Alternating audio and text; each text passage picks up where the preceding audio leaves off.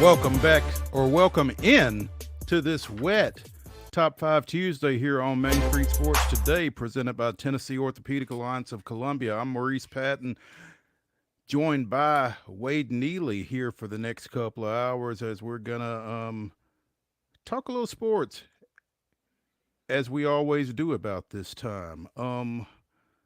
And as is our motto, from preps to pros, we are going to go from preps to pros because we're going to talk a little high school basketball, some of last night's results, and what we've got coming up later this week, starting tomorrow. We're going to check in with friend of the show, NUBYJAS WILBORN, talking a little Titans, a little NFL. We're going to be checking in with Chip Walters as we do every Tuesday, talking a little MTSU. So, yeah, preps to pros. And again, it is Top 5 Tuesday. Wade and I are going to be giving you our top 5 sports siblings in recognition of Jason Kelsey's announced retirement earlier this week, which I guess was yesterday. But, yeah, it's going to be fun today. Wade, you staying dry? Yeah, staying dry and looking forward to a good show. Like you said, Top 5 Tuesday, going to be an electric segment coming up at the end. NUBYJAS is always fun to chat with. A guy's been around the block, and we could cover a million topics with him. And like you said, though, at the heart of the show, preps to pros. I mean, you can't get any more of an embodiment than what we're going to bring to the table today because we got a little bit of everything.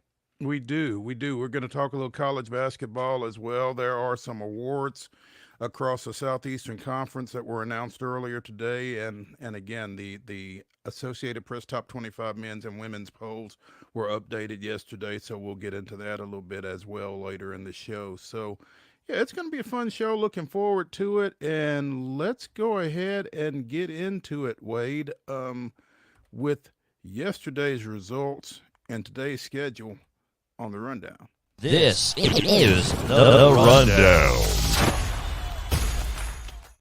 Kick off the rundown with girls softball. I was going to say girls basketball, but guess what, folks? We got the day off, or had the night off last night. So we dived straight into the Diamond opening day for almost all these teams, if not all these teams.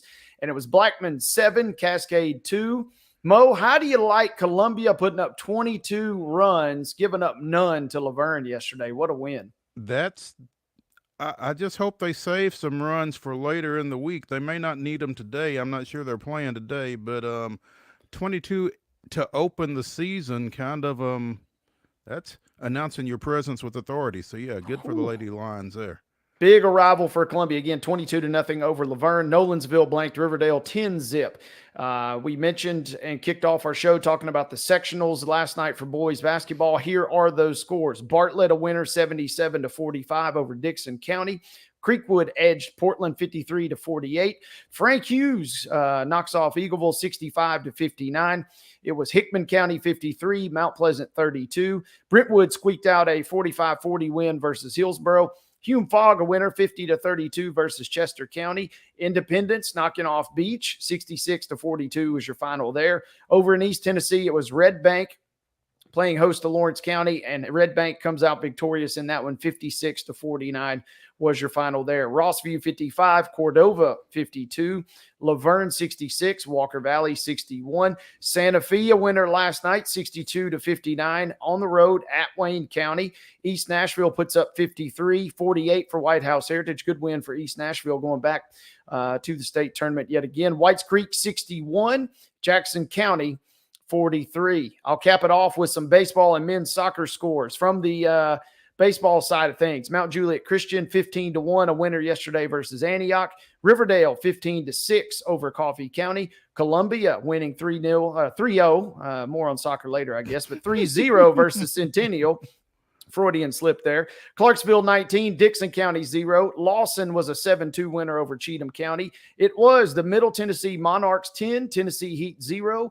Nolensville wins a 2-run ball game, 10-8 versus Rockvale. Stewart's Creek a 3-1 winner versus Siegel. Zion Christian 5, Hampshire 3. And I mentioned soccer. It was Rockvale 4, Nolensville 1 on the pitch yesterday. Also, in the association yesterday, the Memphis Grizzlies bounced back from that weekend sweep by the Blazers by defeating the Nets in Brooklyn, 106-102. Today's schedule, well, we're going to start you with tomorrow's girls basketball state tournament schedule because these games will all have either been played or will be getting ready to tip by the time we get to this point tomorrow. So Wednesday at MTSU's Murphy Center, 9:30, it's Sevier County and Bartlett to open up the Class 4A quarterfinal round, followed by Cleveland and Lincoln County at approximately 11 o'clock, Kingsport, Dobbins, Bennett, and Coffee County at 12:45, and at around 2:15, it'll be Bradley Central and Clarksville. So those are tomorrow's Class 4A quarterfinal matchups in the girls basketball state tournament over at Murphy Center at MTSU. Softball today. Theoretically, check your local listings. Brentwood Academy at Ravenwood is a 4:30 start, but looking out my window, I'm not so sure about that one. Also at 5 o'clock, Friendship Christian is scheduled to play at Westmoreland. Again, know before you go. I would try to check with somebody on that one. Baseball, same thing. 4:30. Siegel is at Columbia Central. Brentwood Academy is at Davidson Academy. Middle Tennessee Monarchs hosting Christian Community, and Smyrna is scheduled to play at Nolensville. Again, all of those are scheduled for 4:30 starts. All of those I would consider to be highly questionable. 5 o'clock, Mount Pleasant at Culleoka. At 6, it's Clarksville at Dixon County. And at 6:30, Creekwood is at Lawson. Men's soccer games, again, I would still check your weather apps and radar before you head out just striking for these games. But Brentwood Academy scheduled to travel to Grace Christian Franklin, and John Overton is scheduled to visit MLK. Both of those are set for 6 o'clock kickoffs at their respective locations. Men's basketball, men's college basketball. Fisk is at Walsh, Ohio tonight, 5 p.m. for the GMAC Championship. Liberty is at MTSU. More on the Blue Raiders later in this show. Tip-off set for 6 o'clock there in the Glass House. North Florida is at Austin P in the A-Sun Tourney. Both of these games are A-Sun Tourney games, and both start at 7, and both are on ESPN+. Again, North Florida at Austin P, and then North Alabama is at Lipscomb. Women's basketball in the college ranks. Fisk is at Northwood, Michigan. Also a 5 o'clock GMAC Championship tip-off time there. And then Wednesday, in an early afternoon affair in the OVC tournament, Tennessee State is at Moorhead, or taking on Moorhead at 1 p.m. Tip-off is set for 1, but the game will be seen on ESPN+. There we go. And finally, coming up, we have the Canadians visiting Nashville tonight. The White Hot Predators will drop the puck at 7 o'clock, and you can catch it on Bally Sports South. Preds looking for win number 9 in their last 9 when they take the ice tonight. So that will certainly be worth keeping an eye on, and certainly something we'll be talking about tomorrow. I'm sure. That's your rundown.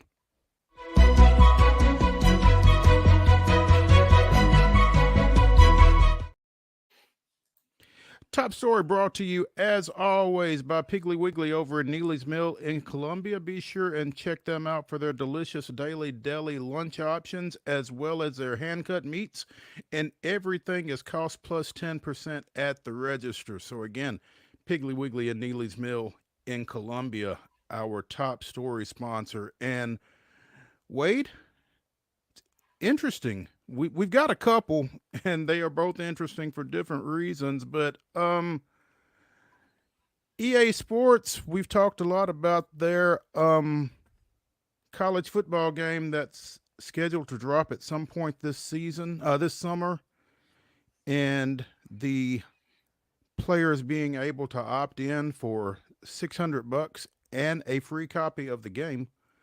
Well, there is one guy who has said, count me out, or is expected to say, count me out. And it's interesting to me because Texas quarterback Arch Manning, according to reports, will be opting out of the EA Sports College Football 25 game. Yeah, big news. If you're a Texas fan wanting to literally play with Arch Manning, you're going to have to go old school, it sounds like, and edit your roster, or you're going to have to get creative because he will not be one of the, 10,000 players that have reportedly already opted into this. And like you said, $600 in the grand scheme of things for a lot of the money that these guys are bringing in, maybe not the most, but I mean, for some of these guys, it may be their only NIL deal. And so $600 is certainly, I'm not going to sneeze at. Well, I 600 mean, bones. it's $600. I mean, why would you not take it? $600, and like you said, you get a copy of the game, which is worth about $70. So you get close to $700, essentially, unless I'm missing something, for just saying, yeah, I want to be a part of the game. And Yeah, it's not like you have to do anything else, I don't think. not to my knowledge. And my only frame of reference on this is a good buddy of ours, Tyler Smith, former GCHS standout and UT Vols standout. I'll just never forget. He talked about, it's cool that you can go in and edit your name, and primitively back then you could even edit some of the features of what the characters looked like. But he said, man, it'd just be cool if I was in the game. And I just feel like there's a lot of old school nostalgia, even though this is a much younger generation now, of folks that, they just want to be in because it's fun to play with your guys. It's fun to play as yourself, obviously. That's what I would think would be really cool if you are actually a gamer, to be able to play as yourself. How cool would that be? That's what I'm saying. And, Tyler would always mention, he's like, man, I'm always picking Tennessee. I'm always playing, I'm trying to, he's an unselfish guy. So he was trying to get his teammates involved. But, you want to have a game where you could go out and maybe drop 80 points for no good reason. And so I don't necessarily understand, the Manning family is so calculated. So I'm sure I'm totally missing something. They're probably 5 steps ahead. They're playing chess while I'm playing checkers. But it just seems like I'm kind of missing something because, I don't necessarily know why you wouldn't opt into this. Yeah. I think you are absolutely right. I think that there's something that we are unaware of that they are, without a doubt, aware of. And surely that is the reason for Arch Manning choosing not to be in the EA Sports college football game that's coming out later this summer. And kind of stay tuned, obviously, because I'm wondering what the other shoe is that's going to fall as far as that goes. Meanwhile, up in the Ivy League, in the outer reaches, New Hampshire specifically, Dartmouth's men's basketball team voted earlier today to unionize in, as this Associated Press article says, an unprecedented step toward forming the first labor union for college athletes, and another attack on the NCAA's deteriorating amateur business model. In an election supervised by the National Labor Relations Board, players voted 13-2 to join Service Employees International Union Local 560, which already represents some Dartmouth workers. All 15 players on the team's roster participated, and you got that 13-2 vote. So the school has 5 days to file an objection and could take it to federal court. Clearly, this is ongoing. Yep. But as we mentioned, when it was initially announced that they were going to be holding this vote, whether or not to unionize, this is just another broadside to the NCAA and whatever it is that they are trying to hang on to, basically. Yep. And a couple things jump out to this, and you're exactly right that this is kind of a sign of a very well put, in my mind, word, deteriorating kind of stranglehold that the NCAA is once had. It kind of just slowly seems like it's eroding. And what's interesting about this, I got 2 things on this. Number one, it was voted 13-2.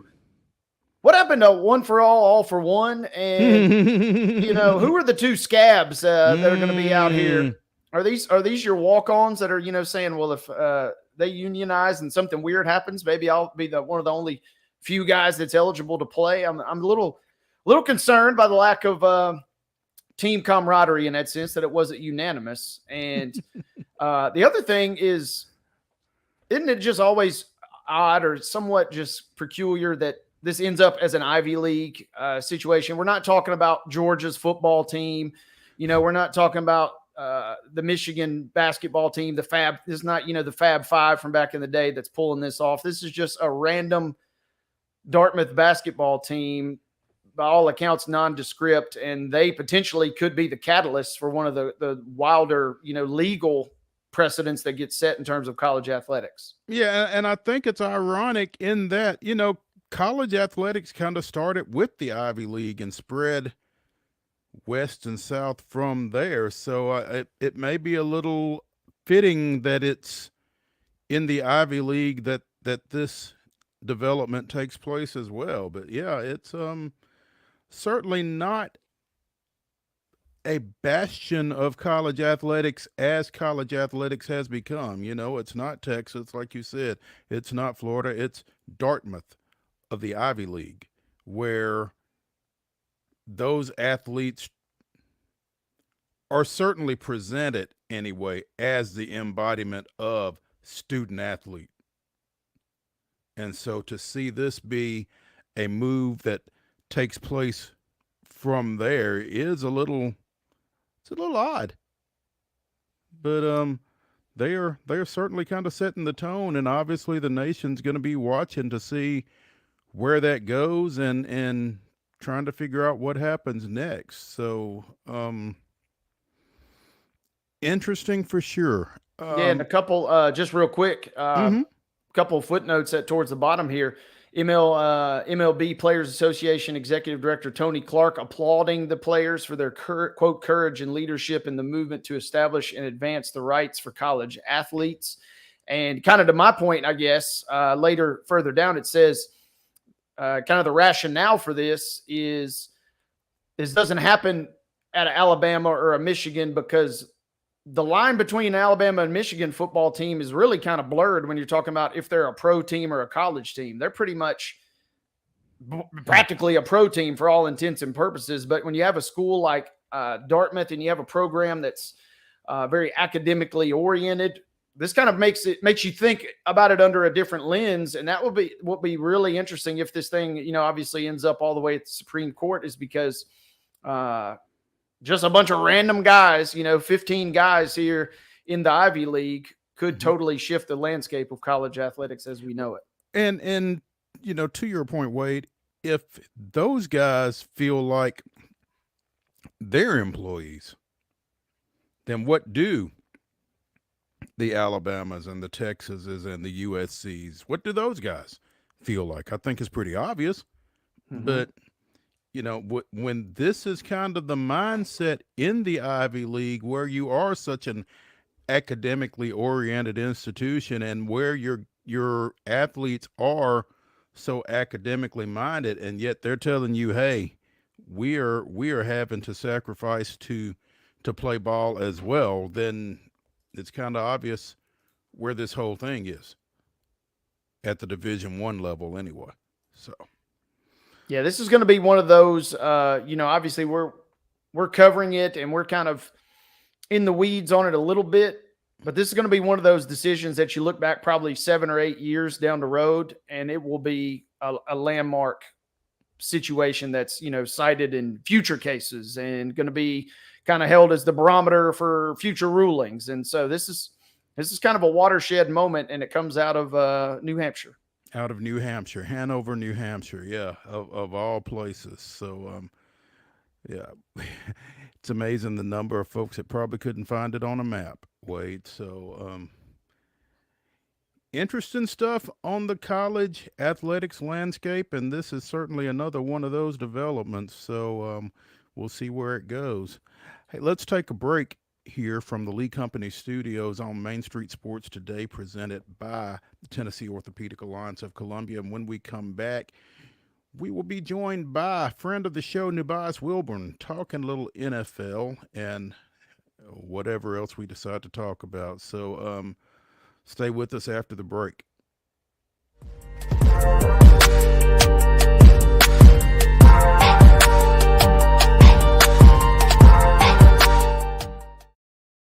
Whether you're an athlete or a weekend warrior, when it comes to your performance, don't settle for anything less than excellence. We're proud to announce that Mid-Tennessee Bone and Joint Clinic is now Tennessee Orthopedic Alliance of Columbia, where we are redefining sports medicine and orthopedics. Tennessee Orthopedic Alliance's team of expert sports medicine physicians understands the unique demands of your body. TOA Columbia specializes in personalized orthopedic care, offering state-of-the-art treatments for everything from sports injuries to joint replacements. Learn more at toacolumbia.com. With Lee Company technology, the best handymen are hands-off. Lee Company techs have been using visual findings and other smart technology tools for years to add transparency and virtually take customers along. You see what we see, whether we're in a crawl space or on a roof. With Lee Company, technology helps us help you, no matter what's happening in the world or at your house. Jones & Lang Sporting Goods here in Columbia has been outfitting teams, officials, and anybody else from T-ball to college for 50 plus years. Be sure and check them out at 931-388-8060 or online at jonesandlang.com. Jones & Lang Sporting Goods, the look of a winner. Zion Christian Academy, zioneagles.org or 931-388-5731. You can schedule your appointment. Go tour their campus. It is beautiful over there, and you're definitely going to want to see it. Again, it's zioneagles.org. Give them a call, 931-388-5731, and schedule your tour today. Custom Stone Handler supplies over 600 distributors and suppliers with quality stone products. Along with River Stone, we produce and distribute over 100 building, landscape, and other bulk products. Our goal is to provide quality products, service, and partnerships to ensure our customers' success. We firmly believe that the measure of any person or company is how they treat other people and customers. Give them a call at 931-490-4990 or visit CustomStonehandlers.com. A game without a crowd is just a scrimmage. A performance without an audience is just a rehearsal. Without your presence, high school sports and the performing arts aren't possible. Ensure that these essential extracurricular activities continue to enrich the lives of students in Tennessee. Purchase a ticket to your local high school's game or performance. This message presented by the TSSAA.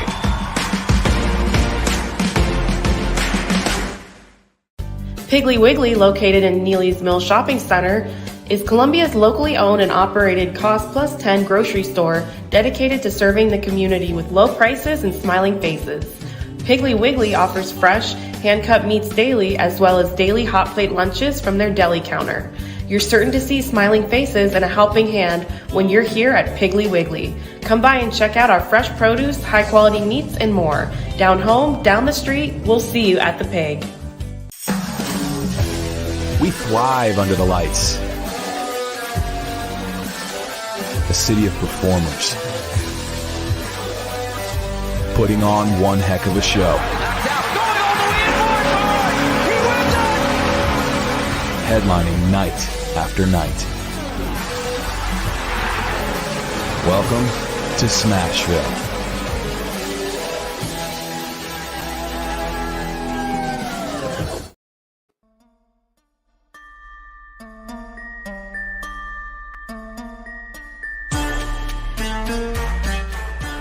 Welcome back to Top 5 Tuesday here on Main Street Sports Today, presented by Tennessee Orthopedic Alliance of Columbia. Maurice Patton, Wade Neely, and we are anxiously awaiting the arrival of NUBYJAS WILBORN to talk a little NFL.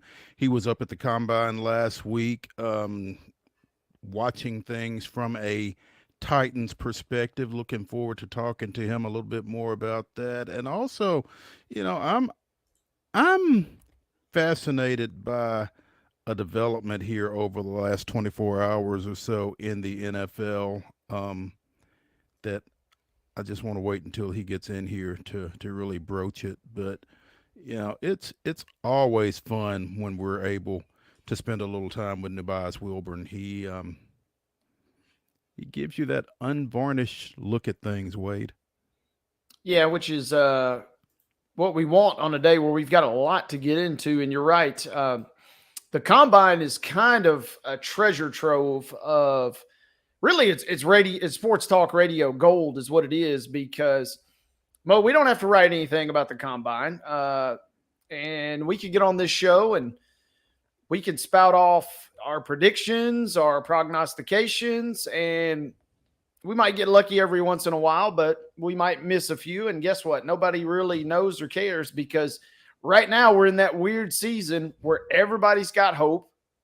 Even I say that even as a lowly Jets fan, this is actually this is our season right now. The off season is the only time that we have hope. And for the next month plus, right after the combine, everybody is going to kind of give their thoughts and see what happens. So it's always fun to bring in kind of a fresh set of eyes and somebody that's actually been on the ground. We've talked to Terry a bunch, but it's always good to catch up with some people that are kind of in the know to keep us kind of in line, if nothing else. Because if you don't watch it, I'll get delusional, and I'll think the Jets are going to draft, the next future Hall of Famer here, only to be disappointed about a year or two later. If you are a Jets fan, disappointment is pretty much in your wheelhouse. But yeah, never disappointing when NUBYJAS WILBORN is on the airwaves, and we're pleased to have him with us here now on Main Street Sports Today, presented by Tennessee Orthopedic Alliance of Columbia. Mr. WILBORN, good afternoon. Well, hey, man, I was going to say, if you say never disappointed, depends on which one of my ex-girlfriends you asked. But, outside of that, I think I do okay. Not getting into that. How was Indy? Man, it's a heck of a drug, man. It's basically the best way I can describe it. Have you been to Combine? No, I've never been to the Combine. Right. So, to be real, the press conferences are pretty much, I don't want to say useless, but kind of useless. Because they put them at these podiums. You're not really close to them. You're yelling out questions. Some people yell out stupid questions, and then they retweet the stupid question they yelled out, and gets a lot of traction. The real game is the fact that Indianapolis, all the hotels are connected through this skywalk and everything. Mm-hmm. And so, yeah, like one day I'm sitting for morning coffee, and here comes Antonio Pierce. And I ended up having a conversation with him about hiring Cadillac Williams. I covered Cadillac when I covered Auburn. Mm-hmm. And so that was interesting. He actually called Cadillac, which is an interesting thing. And thankfully, vouched for me. And we ended up having a really good conversation, Ran into so many different coaches and general managers and scouts and NFL people. The real work of the Combine from a journalistic perspective is really done away from the media sessions. And quite honestly, I only went in Lucas Oil Stadium once, because the way it is, and I feel bad, but the way it is they put us in the stands. It's lower level, so you can see what's going on, but you can't hear anything. You don't know what the times are. You're just watching dudes run around in their gym shorts, which is fine, but you're also not near the scouts, because every scouting group, you guys watch it on TV, they're in a box. So Rand Carthon, Callahan. I guess they are Rand Carthon and Callahan. Yeah. Right? Rand Callahan, yep. Well, since Amy Adams Strunk, the owner, the controlling owner, by the way, which she calls herself, says that, it's all collaborative, so I guess why not? But you see, there you go. The Callahans, father and son, as well as Rand Carthon, and they're in one suite. Mike Tomlin's in another suite. So, and we don't get suite access. So it's kind of limited. It's not back in the day where you can sit next to, the guy who covers your team or whatever have you, and really kind of get notes. So it's a little different, but you make it work. But you really make your hay at night and places like St. Elmo's, So the expense account got a workout then, huh? A little bit. I was polite and respectful my first season on the beat, but it's also a thing of where Mike Tomlin's not going to eat at McDonald's. You know what I'm saying? Rand Carthon's not necessarily picking up a Subway sandwich, So if you want to catch them at night, they're going to be at places where guys of that ilk like to go. So, and so you just choked down the shrimp cocktail at St. Elmo's then, right? I wasn't happy about it. No, I will tell you this. I don't know if you well, obviously, if you don't ever been to any at all, have you had it? I have not. I did the one time I was Elite. up there. I didn't get there, and I was disappointed. But yeah, I will say this: it is an experience. You will either love it or hate it. The first time I ever had it, it cleared up my sinuses, and you think that's a game, but it's really not. But also the shrimp are huge, and plus Elmo's is a good place. But the real spot is Harry and Izzy's. Harry and Izzy's is right next door to it. Same kitchen, but it's a little easier to get in. Like if you're trying to get into St. Elmo's during Combine Week, good luck. Because, all the tables are going to be gone. All the, Rich Eisens of the world have their table. So, it's plebes, man. We're just out here trying to make it. There we go. NUBYJAS, as you go into the combine, and you kind of have painted the picture there, kind of just add a little more to it. How forthcoming are these execs and these coaches when you catch them at the right moment? Because it's kind of gotten romanticized over the last couple of years. It seems like they're really to just kind of spill the beans if you catch them at the right time or at the right place, or with a cocktail or two in them. Depends on what you consider the right time and right place. Sometimes that right time and place might be at 1:30 a.m. The problem is everything starts in the morning, and sometimes that right place might be at an establishment where they sell, the fire water, if you will. So that might be a place. Like, for instance, I ran into some people off the last Titan staff as they were coming out of a place, heading into a place, and I was heading into a place, and we end up having a rather long but interesting conversation as they educated me about what's going on with the franchise. Educated you in a manner that you can't necessarily write about. Exactly, but it's informative. But background. Yes, a lot of background. It's instructive. Like, of course, nothing I would go out and write or names I would drop. But it helps you understand things. Yes, and I'll be honest with you, being at the combine, it's kind of like NFL nerd porn, right? It's like you're literally there and you're in a spot, say at the JW Marriott where a lot of people stay. You're downstairs at the hotel bar, and like I said, here comes Sean Payton. And Sean Payton looks like Sean Payton. But, he's just a combine attendee like everybody else, and you get to have a conversation with him that you would never have. Even if you cover his beat, you would never have that conversation. Or running into Bill Callahan and watching people literally stand their turn for 40 minutes or more just to shake the man's hand. You know what I'm saying? Because he's holding court, doing his thing. So that kind of stuff where you literally, he's like at a receiving line at a wedding where people are just standing there patiently waiting their turn to even speak to the man. You know what I'm saying? Which also gives background. It's like, yo, this man must have some real respect out here in the streets. You know what I'm saying? Because these are like, big time coaches in their own right, just waiting for the opportunity to test him of his garment, if you will. Interesting that you mentioned Sean Payton, NUBYJAS, because I wanted to ask, this whole situation with Russell Wilson, it was announced yesterday officially by the Denver Broncos that they are going to release Russell Wilson when the league year begins, I guess a week from tomorrow. Worst kept secret in the league, obviously, but, clearly there is something between Sean Payton and Russell Wilson, and has been for weeks, months, going back to last season, if not further. I don't know. But did the Denver Broncos do themselves a disservice by, painting the picture of Russell Wilson that they did? I mean, did they lose a trade chip in the way they've handled this situation? Would Russell Wilson not have been tradable if Sean Payton could have kept his mouth shut? Could have got some from it, because here's the thing. People forget. He actually played well towards the end of the season when they had already told him to sit out or change your contract for the injury exemption. And they still got to pay this man, $85 million to go away? Now, I will say, someone being willing to pay $85 million for me to go away would make me sad. But then I go cry in the bank with my beautiful wife, Sierra, and my lovely kids. So I'm reminded of Ed Orgeron on that one. What time you want me to leave and what door you want me to go out, Right. What do I cash my check? But I mean, from the Broncos' perspective, it just seemed like, it feels like, even if that's the decision that they made, it feels like they really mishandled that. Yeah, I think it's just a bad situation from the get-go. I think that when Peyton comes in, Russell's not his guy. I think he tries to maybe have a little bit of a firm hand with Russell, talking to people who are around that organization. It didn't work. It just wasn't a good fit. But you could have played it better than this. Because here's the thing. he actually played well. They won a few games. Like, it wasn't all like doom and gloom.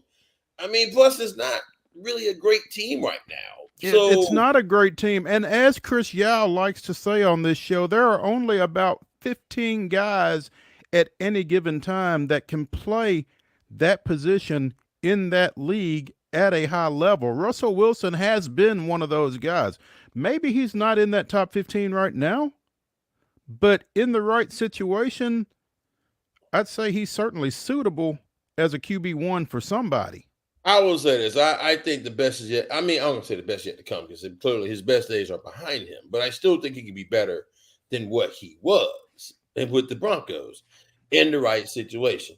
Maybe my folks down in Atlanta give him a look. Maybe the Pittsburgh Steelers give him a look. Maybe, one of these other teams who need a quarterback give him a look. I think with a good offensive line and a couple receivers, I think he's at least an above average quarterback, which you can win a Super Bowl with above average quarterback. You don't need it to be great.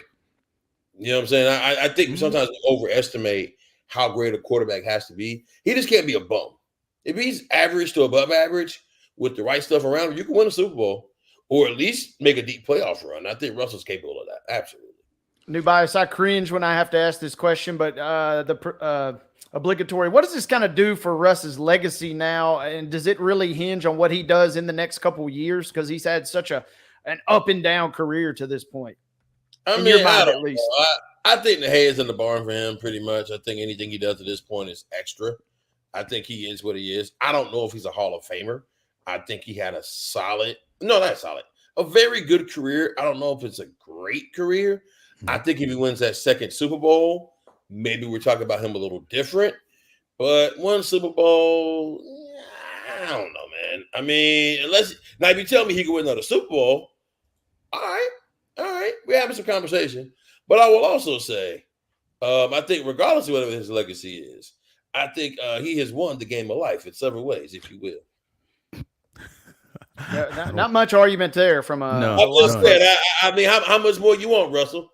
I mean, Jesus. Yeah, I mean, he could take it to the house at any time and be just fine, you would think. So you mentioned the Steelers, though, and that intrigues me for him because it's like a new life for him, and I don't know that they're that far away, even in the AFC North with Baltimore, with Cleveland, with Cincinnati. I don't know that they are that far off, and quarterback seems to be a question mark at best as they are currently constructed. Well, I tell you what, I don't think you're ever too far off with Mike Tomlin as your head coach. I don't think you're ever too far away with that man as your head coach. And we'll see what Arthur Smith, I guess he's an old friend down here. Not so much of I guess he's not really a friend down there in Atlanta anymore, but No. I don't think their relationship is very friendly down there, but I think he still has a lot of respect, carries a lot of weight here in Nashville for what he did with Ryan Tannehill, which is why that was one of the rumors that maybe Tannehill goes to Pittsburgh, see if that old magic can get back with Arthur Smith, right? But I think if Arthur Smith is half the offensive coordinator he says he is, or believes he is, or is reputed to be, mm-hmm. Got to get a little something out of Russell. And that's a pretty decent team. I like their running backs, Najee Harris and that whole crew. I think they got a nice receiver in George Pickens. I mean, they got some talent now. I mean, and look, they had a pretty decent year this year, made the playoffs. I mean, I think quarterback was their biggest weakness. You get a good quarterback in there, unserviceable quarterback, which I think Russell Wilson can more than be. Hey, man, you're talking about a team that's a real threat, which also just makes the AFC just that much tougher, man. I'm visualizing, you mentioned Pickens, and I'm just visualizing the deep balls to Tyler Lockett that we saw for years and years that were just things of beauty. And, yeah, I feel like this guy still has quite a bit to offer, and I'm exactly in alignment with Mo that, yeah, Pittsburgh and him, that could be a fun little marriage if they could get things together. And obviously Atlanta seems like they're only a potential quarterback away from really starting to make some noise as well. Well, yeah, I mean, look, you got all those running backs and the tight ends and those receivers, a decent offensive line, I think a pretty solid defense. Desmond Ridder, I mean, God bless him. He just wasn't good. I mean, maybe you put him in another situation somewhere, maybe he does better, but it just didn't work in Atlanta. I mean, but people are talking about them maybe getting Kirk Cousins, which I think that could be interesting if he's healthy. Kirk, it's fascinating how he kind of had this immature relationship, but now he's become an elder statesman in the league in a lot of ways. I think that reality show Playmakers on Netflix did a lot for him as far as his public perception. And he's played well with Justin Jefferson. You put him with all those guys, Cordero Patterson and all those guys, B. John Robinson and that whole crew down there in Atlanta, man. You were talking about a potential threat. What is up with him and Minnesota? Why is that no longer an option? I think just the money, time, he probably wants more contract than they're willing to give him. A lot of different factors, man. So where are they going? That's the $1 million question. That's what we don't know yet. That's what I guess it's like. You got the coaching carousel, and then I guess you got the quarterback carousel coming up. So maybe they go younger. Maybe they move up in the draft. There's also people which also gives the Titans an interesting spot with them at 7, right? Do teams try to trade up if they have talked themselves into J.J. McCarthy? Let's not get Wade, a Wolverines fan, started on J.J. McCarthy, but NUBYJAS WILBORN covers the Titans for Sports Illustrated, is with us here on Main Street Sports today, presented by Tennessee Orthopedic Alliance of Columbia. And NUBYJAS, before we get away from you, I want to kind of deviate from the NFL for just a second because you spent some time up in the Pittsburgh area. Neil Brown got an extension today at West Virginia. He got an extension in years and got a pay cut, which I don't know that I've heard of that, but I think it kind of addresses the situation that he was in there. What were your thoughts when you heard that was coming or did come? I'm still a little shocked by it. I mean, it's not that much of a cut. And they, were 9-4. $400,000, wasn't it? Yeah, but I mean, I'll say this. We're talking about millions. And I'm sure they will probably find a way to sweeten them on the other way too. You know what I'm saying? Mm-hmm. With the more years, one thing about these agents now, they find different sweeteners for these deals. Maybe he gets a membership at Greenbrier, the big time golf course up there in West Virginia, or something. They find ways to make it worth his while, And I just would assume that he likes it there, they like him, and I guess they're trying to make it work. Maybe that money goes towards hiring other assistant coaches, because that's the other thing too. At one point, they didn't have the highest pool when it came to assistant coaches and coordinators, so maybe that's part of it. They find a way to get that money back. I wouldn't read too much into it. They did have a good year, but also I think that school in that state is in an interesting place. I mean, like, if you look at some of the stuff with the university, laying off professors, things of that nature, maybe it also does some goodwill for the football coach, take a little bit less money. That's fair. All right. NUBYJAS WILBORN, again, appreciate you taking some time with us this afternoon, and I'm sure we will be catching up. You can follow him at NWilborn19 on Twitter, on X, whatever you care to call it, as he will have you covered with the Titans. NUBYJAS, appreciate you. Thank y'all. NUBYJAS. All right. Hey, when we come back here on Main Street Sports today, we are going to talk a little high school basketball. Wade and I were both out at ball games last night on Sectional Monday is what we're going to call it now. And just talk about continuing the path to the glass house. So stay with us as we come to you from the Lee Company studios here when we come back from this break.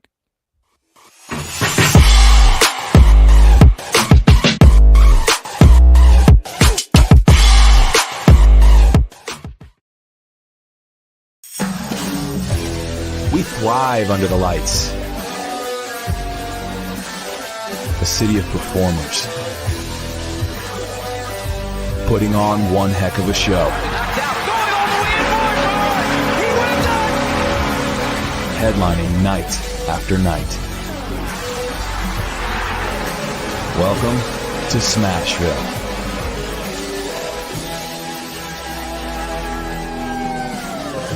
Whether you're an athlete or a weekend warrior, when it comes to your performance, don't settle for anything less than excellence. We're proud to announce that Mid-Tennessee Bone and Joint Clinic is now Tennessee Orthopedic Alliance of Columbia, where we are redefining sports medicine and orthopedics. Tennessee Orthopedic Alliance's team of expert sports medicine physicians understands the unique demands of your body. TOA Columbia specializes in personalized orthopedic care, offering state-of-the-art treatments for everything from sports injuries to joint replacements. Learn more at toacolumbia.com.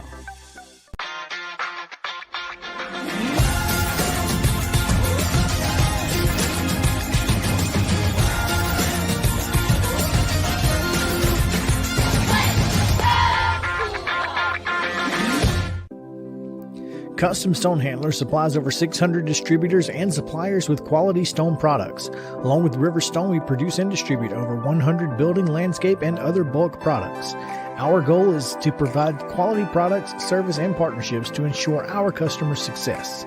We firmly believe that the measure of any person or company is how they treat other people and customers. Give them a call at 931-490-4990 or visit CustomStonehandlers.com. A game without a crowd is just a scrimmage. A performance without an audience is just a rehearsal. Without your presence, high school sports and the performing arts aren't possible. Ensure that these essential extracurricular activities continue to enrich the lives of students in Tennessee.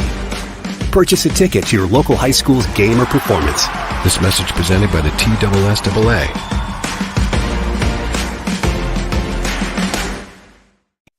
With Lee Company technology, the best handymen are hands-off.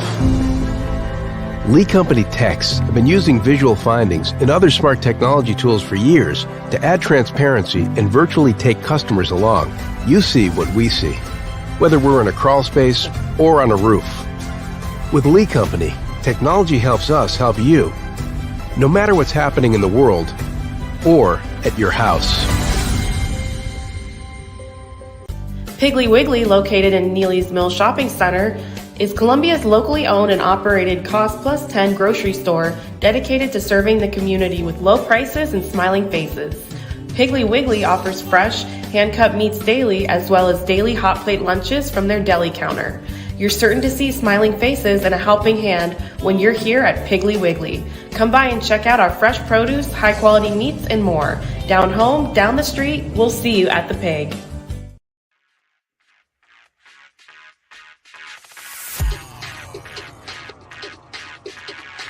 Top 5 Tuesday here on Main Street Sports Today, presented by Tennessee Orthopedic Alliance of Columbia, continues with Wade Neely and Maurice Patton taking you into some high school basketball action. And Wade, to start,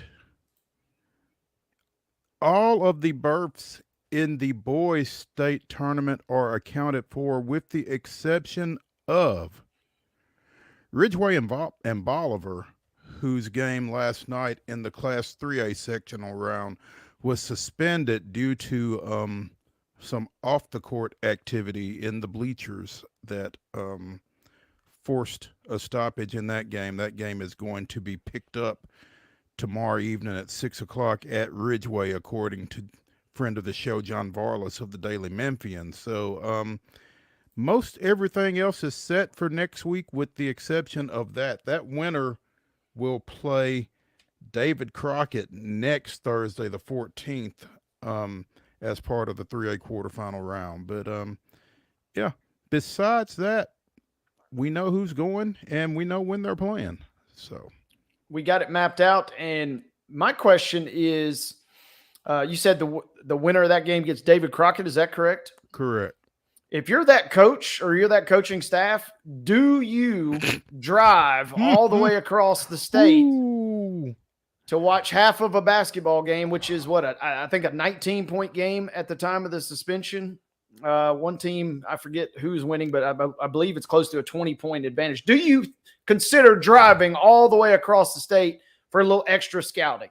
You know, I don't know if you consider driving, but I think you might consider trying to find somebody that's got a plane. Make the call, make it happen. I mean, it's 3 hours from Knoxville to here. It's 3 hours from here to Memphis, and David Crockett is in Jonesboro, I do believe, which is in Upper East. I think that's up around Heather Williams, actually. So, I mean, you're talking about 8 hours. Yeah. Unless you just want to go to Memphis. I don't know. Yeah, no, I'm kind of thinking that, but I'm just wondering if you don't randomly see somebody. If you see somebody lurking around in brown and gold down there in kind of San Diego Padres colors, they might not be San Diego Padres colors, if you know what I mean. So. We talk about how many teams are just trying to get an edge these days. So that was my immediate thought. The other unfortunate thing is obviously the game did get suspended, and it was due to a crazy situation. And Memphis News is reporting that 2 women were arrested last night as a result of the fight. And it is obviously an unfortunate situation. You know, we've seen this happen more than we would like to, obviously, but it just stinks because, and now it is a 19-point game. I mean, you want to talk about an all-time, you know, win one for the Gippert type rah-rah speech. Santa Fe coach, we'll talk about him in a minute, but Brad Slaughter, he gave a really inspiring speech at halftime last night, apparently in their game. So could you imagine if you give a speech a couple days in advance and you know you're down 19, but you could somehow make a run in the second half and win the game? Goodness gracious. That would be one for the ages were that to occur, because yeah, like you said, this was suspended in the second half of the game. So we're talking less than 15 minutes of actual playing time that is going to take place tomorrow evening in this matchup between Bolivar and Ridgeway. So Ridgeway leads 35-17 at halftime, official score line there. So, but yeah, the rest of the field is set. And, you know, it's funny, last night I was glancing through the brackets. You and Chris and I were texting, and I was like, okay, let's pull up the brackets. And those 2 teams were on the bracket, either or type situation. And I said, what? You know, something, just caught me off guard. And I said, man, you know, sometimes it's a struggle to get some scores out of West Tennessee. I said, maybe they just a little slow on the draw. Yeah, I got on the web and I got on Twitter and I found that and I said, now that makes a lot more sense. And so we already got to wait a whole nother week for the state tournament, but we got to wait a couple days before we even have the final field set. Yeah, you know, I did the exact same thing, Wade. I pulled up the bracket and I saw that either or situation, and I'm like, what is going on? And so the first thing I did was I went to @JohnVarlas to try to figure it out, and sure enough, he had an answer for us. So if you want to know anything about Memphis high school activity, @JohnVarlas, you're welcome. Wade, we've got coverage of 3 sectional games at mainstreetmurray.com, and I think by default you had the best game of the bunch. I've been fortunate, Mo, because been covering some schools that I'm not used to covering the last couple of years. But Saturday night I had a great sectional. It was a 3-point game as Huntington knocks off Summertown, and then last night had a 3-point game as Santa Fe makes a crazy comeback. And I tried to put it in words in the story, and hopefully it conveyed a little bit. It was a 7-point deficit at halftime, but it did not feel like a 7-point deficit. It felt like a 17-point deficit. That's how poorly Santa Fe was playing in the second quarter. Well, they picked themselves up off the mat. How poorly Santa Fe was playing and how well Cayman Camfield was playing. My goodness, yes. The Wayne County sophomore, he ends up with 38, and he had all 16 of their points in the second quarter, just going nuclear. And again, if you weren't there last night, you know, a lot of folks were even watching it online. If the gym, and it was great too, because Santa Fe had a huge crowd. I give Santa Fe and Wayne County props. It was hard to tell at times, you know, which team was the home team because they were both cheering so loudly. But you just felt like Santa Fe might be in line for a loss. And wow, what a comeback in the second half. Auden Slaughter, held to 27 points. Only 27. I've texted like 5 friends in the last 24 hours that Camfield had 38, Slaughter was held to 27, but Santa Fe wins the game, which kind of defies or flies in the face of the Santa Fe script all year long, right? It flies if in you the hold Slaughter down, you're going to be able to win the game, and they kind of held him down and still lost the game. Well, it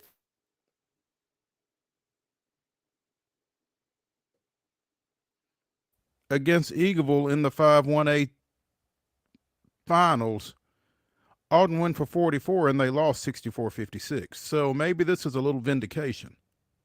I think so. And it was very cool. Coach Brad Slaughter last night, you could tell obviously just by watching the game, but he was very, very quick to point out that they couldn't have won that game if it weren't for some performances from the supporting cast. And it was very cool to see, because for a team that had been labeled as a one-man show all season long, they had to pitch in with all 5, 6, 7 guys to be able to get the win last night in a hostile environment. Yeah, I'll tell you, I didn't get to go to the game, but I have been to that gym before, and I can imagine between that gym and that crowd, what an environment that was. Props to Wayne County. I really do enjoy that gym. The chairbacks on the sidelines are a really cool touch there, and the little overhang on one end line.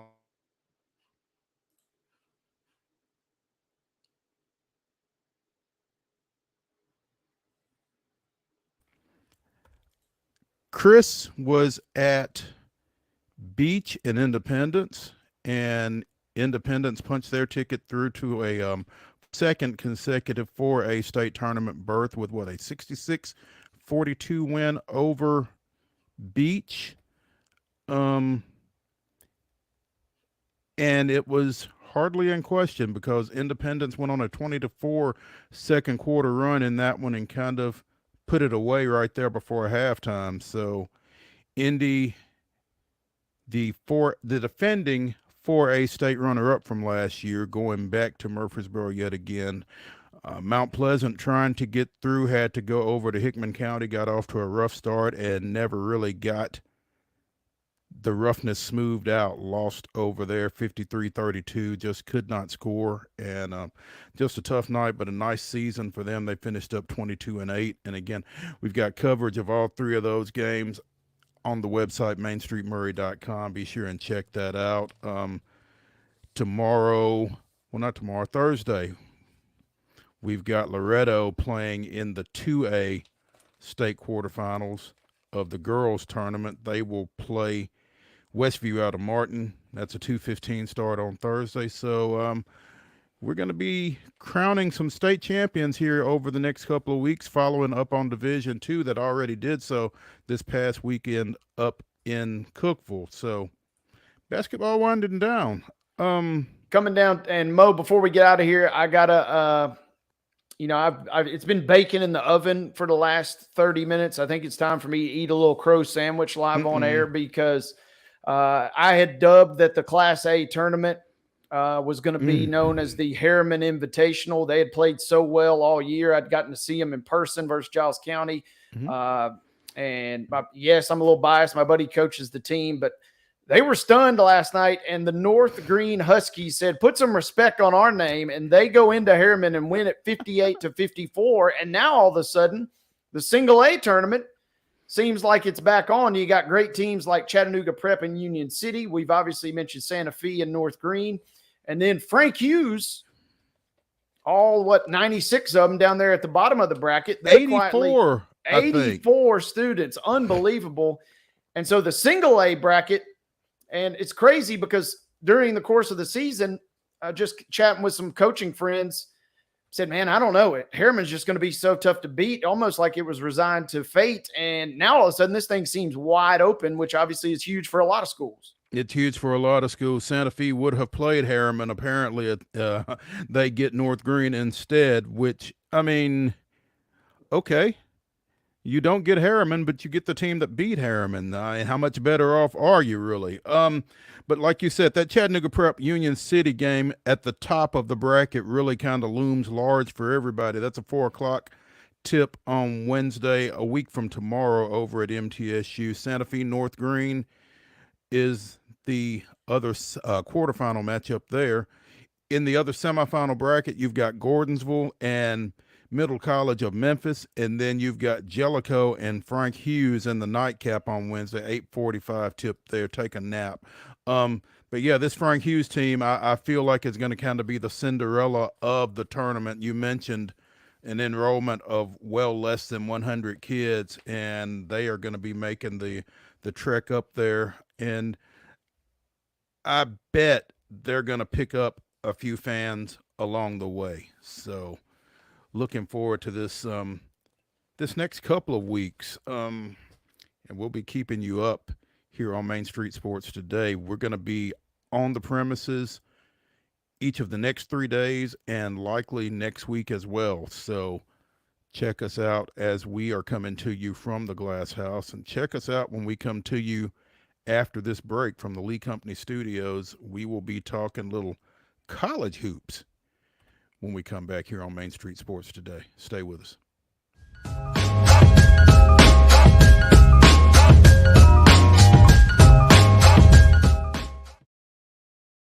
Welcome to Protein Snack Shop, your destination for healthy and delicious low-carb snacks. Our specialty lies in providing protein-packed desserts that are perfect for those following a keto diet.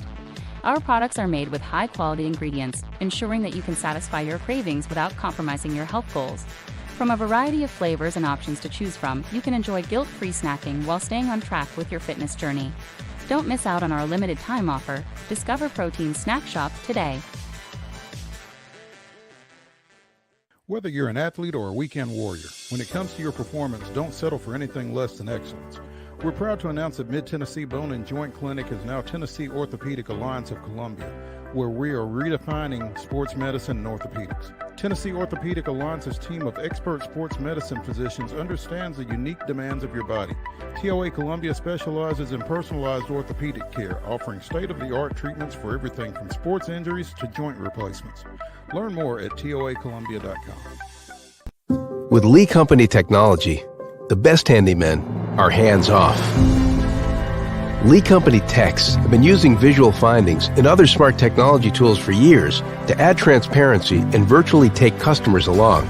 You see what we see, whether we're in a crawl space or on a roof.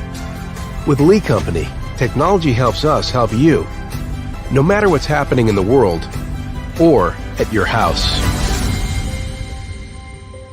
Jones & Lang Sporting Goods here in Columbia has been outfitting teams, officials, and anybody else from T-ball to college for 50 plus years. Be sure and check them out at 931-388-8060 or online at jonesandlang.com. Jones & Lang Sporting Goods, the look of a winner. Zion Christian Academy, zioneagles.org or 931-388-5731. You can schedule your appointment. Go tour their campus. It is beautiful over there, and you're definitely going to want to see it. Again, it's zioneagles.org. Give them a call, 931-388-5731, and schedule your tour today. Piggly Wiggly, located in Neely's Mill Shopping Center, is Columbia's locally owned and operated Cost Plus 10 grocery store dedicated to serving the community with low prices and smiling faces. Piggly Wiggly offers fresh, hand-cut meats daily, as well as daily hot plate lunches from their deli counter. You're certain to see smiling faces and a helping hand when you're here at Piggly Wiggly. Come by and check out our fresh produce, high-quality meats, and more. Down home, down the street, we'll see you at the Pig. We thrive under the lights. A city of performers, putting on one heck of a show. Headlining night after night. Welcome to Smashville.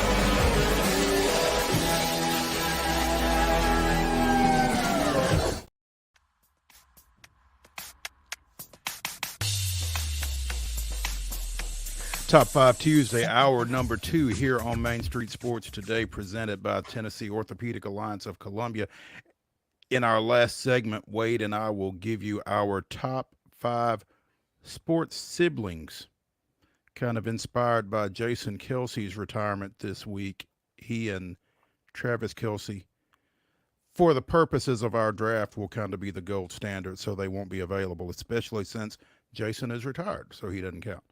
But yeah, we're gonna give you our top 5 sports siblings. Should be interesting. Looking forward to it.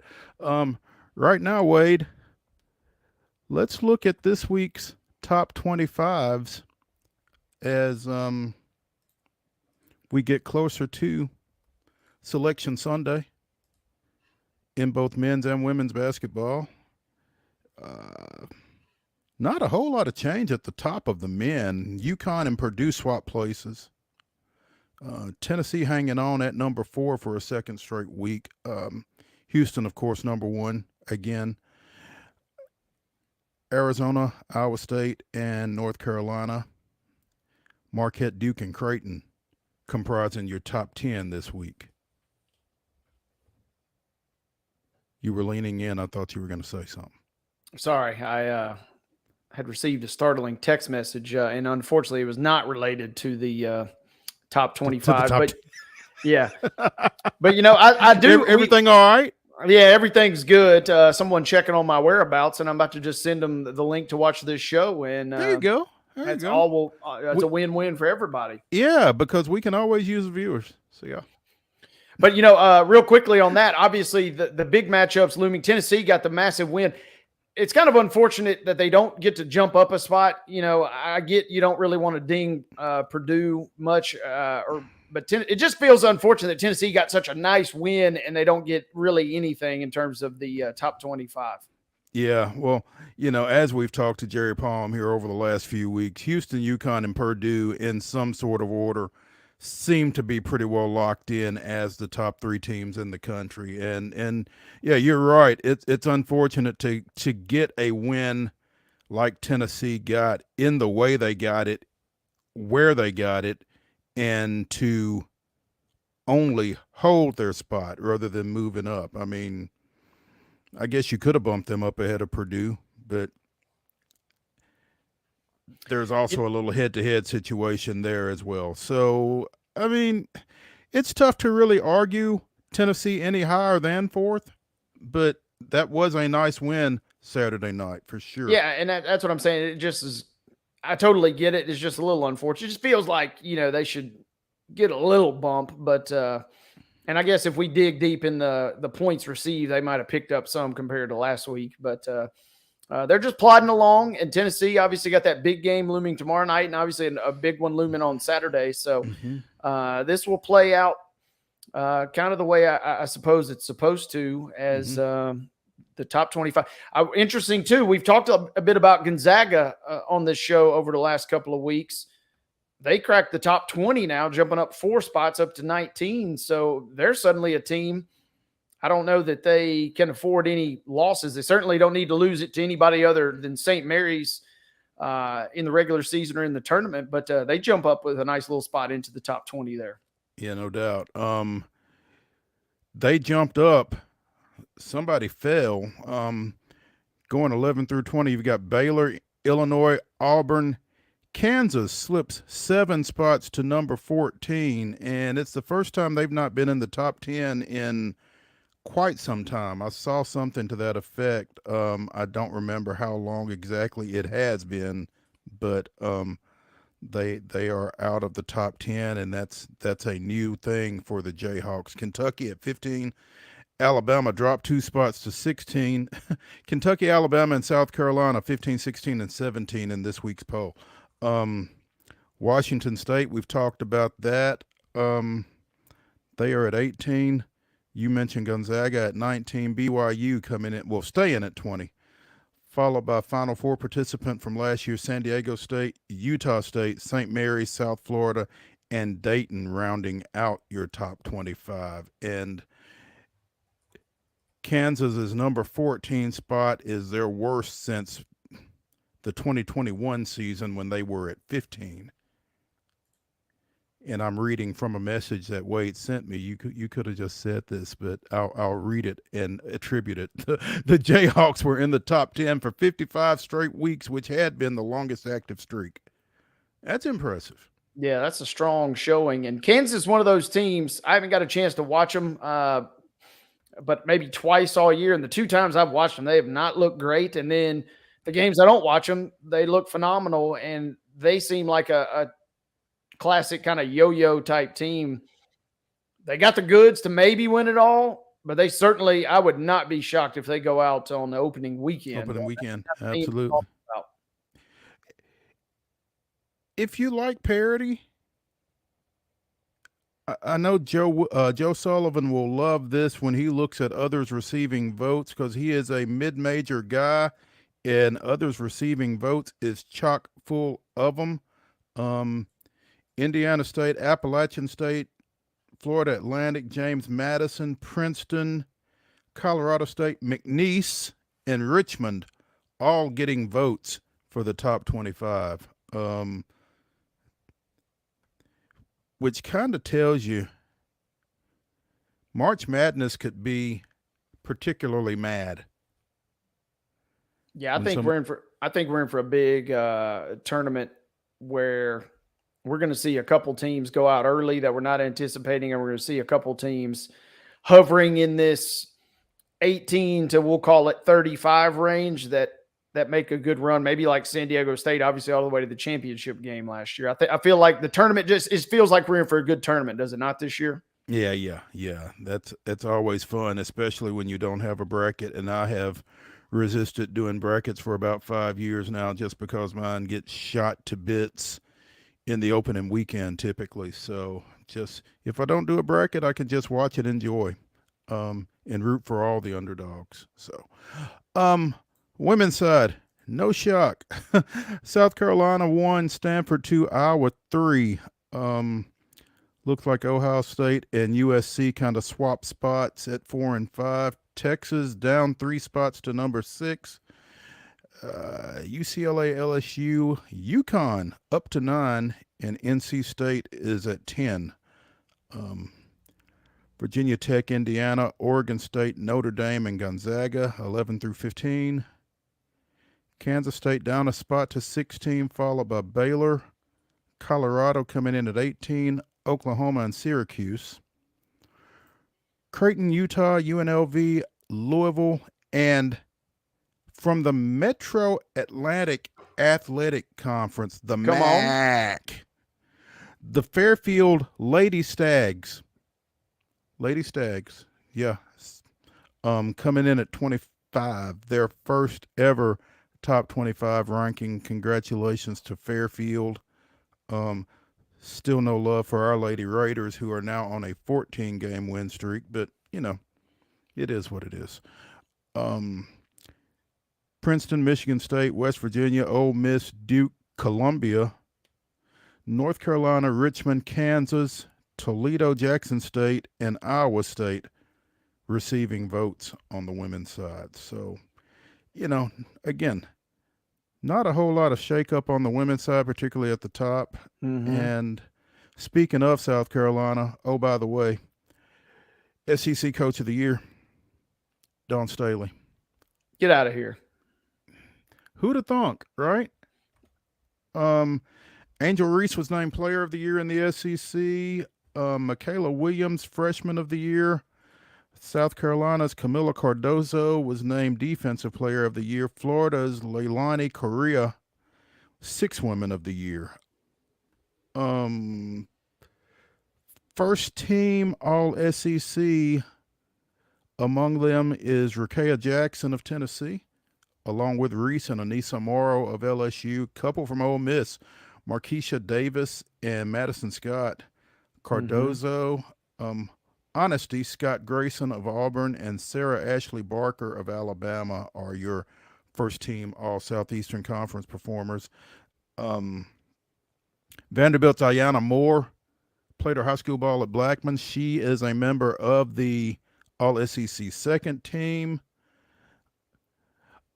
Alaya Del Rosario, who played her high school ball at Webb down in Bell Buckle and is now a freshman at LSU, is a member of the all-freshman team. And Jordan Cambridge of Vanderbilt from Ensworth is on the all-defensive team. So a lot of local flavor here on the all-SEC team, and not just from Tennessee and Vanderbilt, but Tennessee Preps showing up yet again here. Not a shock. Yeah, and that's the cool part. And I'm glad you broke it down as such, because we're not just talking about, oh, the best players are going to Tennessee. Oh, the best players going to Vanderbilt. It's really kind of fun to see and hear local names playing at different schools in the SEC. Obviously, you kind of want that hometown connection to stay home, but I kind of enjoy it when they go off and do great things too. I just enjoy it when they're doing great things, regardless of where they're doing them, because I had a chance to see Webb last year with their 7 Division I commits / signees, and that team was something special. They had a boatload of talent, and so to see Del Rosario showing up in these postseason accolades is kind of cool. It's just nice when you get to see these high school players go on and do great things beyond high school. So again, congratulations to her and to the other local programs represented here and elsewhere. So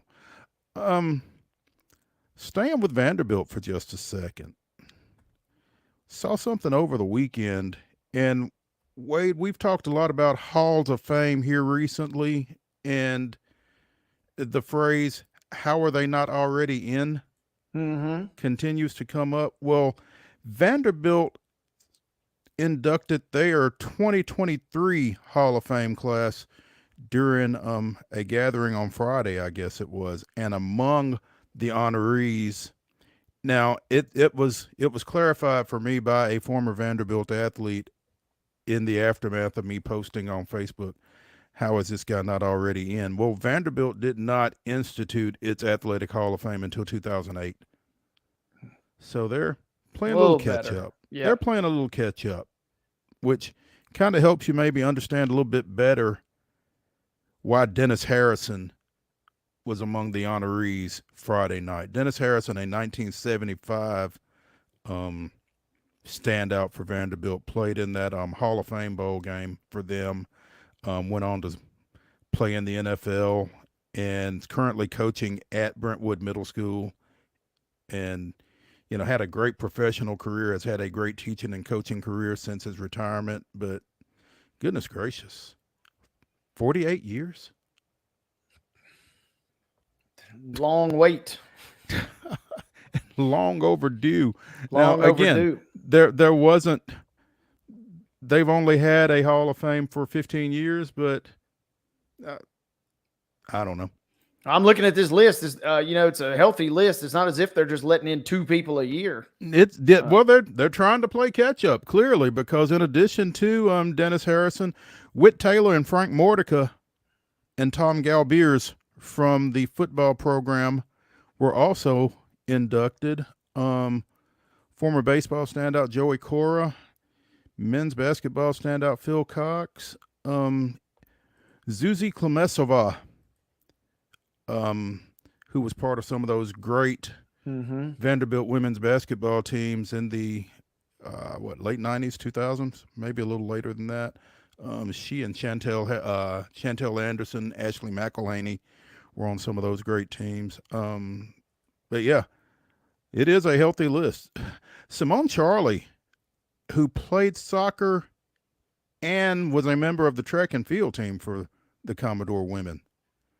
That's a heck of a double there. Congratulations to her. So, yeah, Vanderbilt inducted its 2023 Hall of Fame class last week, and those are their members. So, again, congrats to all of the honorees.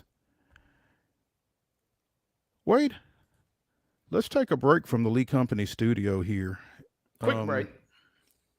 And when we get back, let's talk a little MTSU with the Blue Raider voice, Chip Walters, here on Main Street Sports Today, presented by the Tennessee Orthopedic Alliance of Columbia. Stay with us.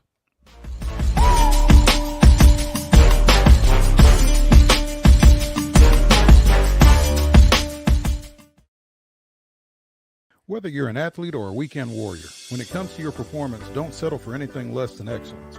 We're proud to announce that Mid-Tennessee Bone and Joint Clinic is now Tennessee Orthopedic Alliance of Columbia, where we are redefining sports medicine and orthopedics. Tennessee Orthopedic Alliance's team of expert sports medicine physicians understands the unique demands of your body.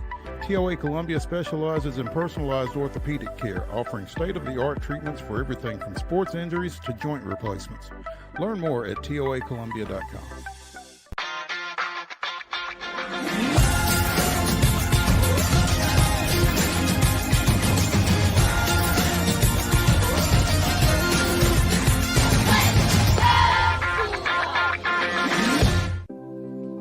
Custom Stone Handler supplies over 600 distributors and suppliers with quality stone products. Along with River Stone, we produce and distribute over 100 building, landscape, and other bulk products.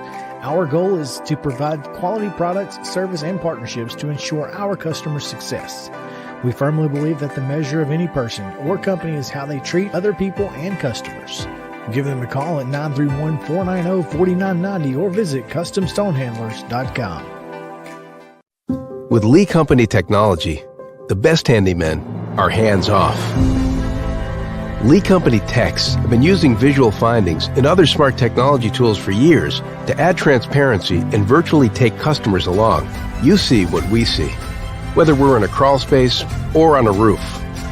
With Lee Company, technology helps us help you, no matter what's happening in the world or at your house.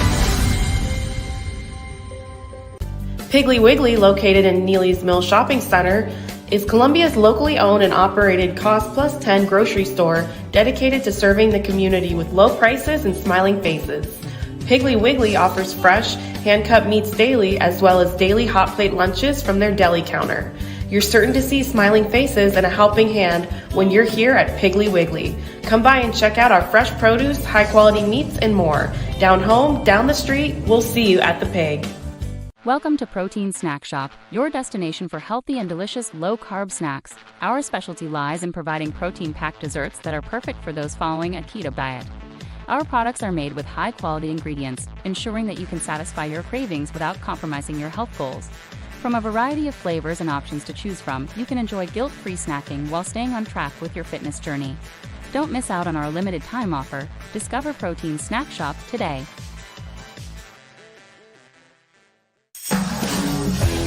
We thrive under the lights. A city of performers. Putting on one heck of a show. Headlining night after night. Welcome to Smashville.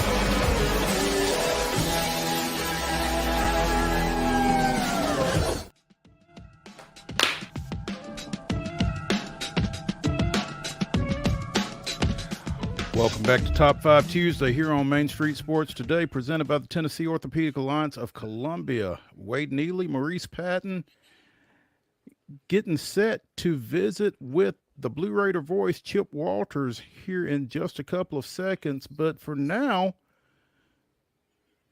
we mentioned MTSU women not getting any love in the Associated Press poll, but are they getting any bracketology love? Oh, and by the way, we have a women's bracketologist, Connor Grohl of CBS Sports, set to visit with us Friday, 3 o'clock. We'll be at the Glass House, but Connor will be with us again to talk a little NCAA women's brackets. So looking forward to that, and we'll see where he has the inhabitants of the Glass House during that segment with him, 3 o'clock Friday. But for now, Wade, what's it looking like for the Lady Raiders? These obviously the fun part is you can find a bracket that really kind of fits what you're looking for these days. There's so many of them, but at least according to ESPN, how about this for the MTSU Blue Raiders? We mentioned they're not getting any love in the top 25, and I'm sure Chip will have a small tirade about that yet again, which is well deserved, no doubt. But currently in the Iowa City Regional, MTSU projected as the 10 seed, as the AQ, set to take on number 7 seed Duke. The other two teams in that regional, I mentioned Iowa City, Maine as the 15 seed, and none other than number 2 Iowa. current projections according to ESPN bracketology, MTSU versus Duke in the first round, and then a potential showdown with Iowa in round 2. Well, we were gunning for Duke a couple of years ago. Was it 2 years ago that they went to Duke and lost to Colorado, or was it last year? I feel like it was 2 years ago for some reason, but it could have been last year. It's starting to run together. I'll tell you who can straighten us out on it, though. The Blue Raider voice, Chip Walters, who joins us now as he is headed down the road. Where are you headed, Chip? To the Glass House. Okay. All right. You got a little work this evening, huh? Got 6 o'clock tip tonight. The men in Liberty playing the final regular season home game for the men, because other business picks up in Murphy Center tomorrow morning at 9:30, and with the girls state tournament, 8 games a day for the next 3 days, and then 4 championship games on Saturday. Then do it all again the next week. But the Lady Raiders, by the way, just landed in Lynchburg, Virginia. They had a charter flight up to Liberty, and they just landed they'll play tomorrow night, but they'll go to the arena tonight there, which is beautiful, by the way. And the middle men will play Liberty at home tonight. And to answer Wade's question, last year when Middle played Colorado at Duke. Okay. But that would be interesting. Blue Raiders and Blue Devils, and also knowing that you'll have that same matchup in September in football. There we go. So, okay, in Murfreesboro. So nice. That's coming up. Yeah, we love that. Hey, Chip, real quick, you kind of touched on it, and I just was curious you to break it down. It's a big operation trying to turn that thing around for the TSSAA state championships every year. Is a game this close, is that normal? And then if so, kind of, if you would break it down for our listeners, what all is going to go into getting this thing ready after tonight? Well, they've actually done 95% of the work. And what it comes down to are tables along press row and the pull-out seats on the south side of the building. And for the girls' state tournament, the pullouts will remain out, like for a normal middle game.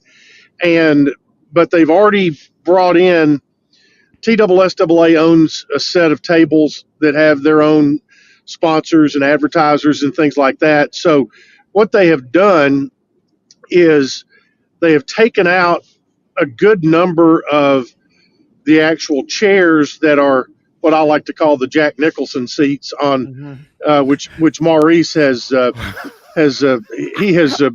placed his booty in before at a game, and but those chairs, well, not necessarily came out, but they have added all the TSSAA tables on either side of the media tables that we typically have there.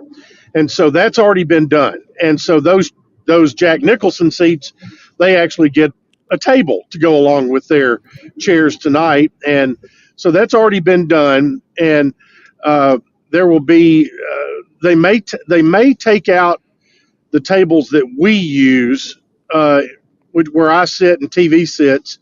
I saw the TSSAA table sitting down there at the bottom of one of the vomitories. So they may change those out after the game, but the biggest part of that work happened yesterday. TSSAA will obviously come in tonight and after the game, and there'll be some other banner sponsorship type signage that'll go up. But it's a pretty seamless transition. There'll be vendors, T-shirt vendors, all those kind of merchandise stuff. There'll be extra concession spots that will open up during the state tournament, as always. So that they've got a plan with that, and I'm telling you, the 4 games that are on tap for the early session tomorrow, you're going to want all of that, because man, those are going to be 4 good ones. Yeah, no doubt. So, courtside dining tonight at the Murphy Center. Something like that. I guess if you go bring your hot dog back to the floor, that would be the case. But yeah, they've got their press tables down there, so it gives it a little bit of a different look. But it allows for the middle men to play tonight, and then coming up on Saturday, the Lady Raiders will have a game against Louisiana Tech that will tip at 9:30, and that will happen before TSSAA plays their first championship game at 1:00. So there'll be five games in the building on Saturday. And I was trying to think, Mo, and I'd have to look in the TSSAA book, but this is getting really close to being 50 years of the girls' state tournament at Murphy Center. If it's not 50, it's 48 or 49. It's very close, and the men are not far behind because outside of a quick trip to Vanderbilt for a few years, it's been at Murphy Center the whole time as well. So there's you've got some celebratory milestones coming up at the Glass House with TSSAA. Well, it's certainly a showcase and has been a very enjoyable place to watch high school basketball for a number of years for a number of folks. Chip Walters, the Blue Raider voice, joining us here on Main Street Sports Today, presented by Tennessee Orthopedic Alliance of Columbia. Chip, thoughts on this men's basketball game tonight as the Flames roll into town? You better be able to sustain yourself defensively. The first game in Lynchburg, close matchup at halftime.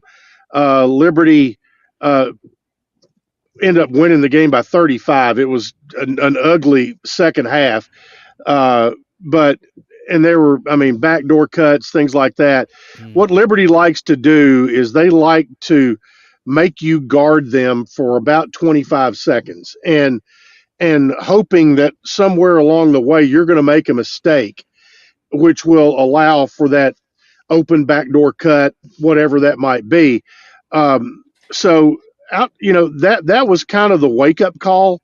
I think the second half of the Western game in Bowling Green and the second half of the Liberty game was kind of a wake up call for Middle.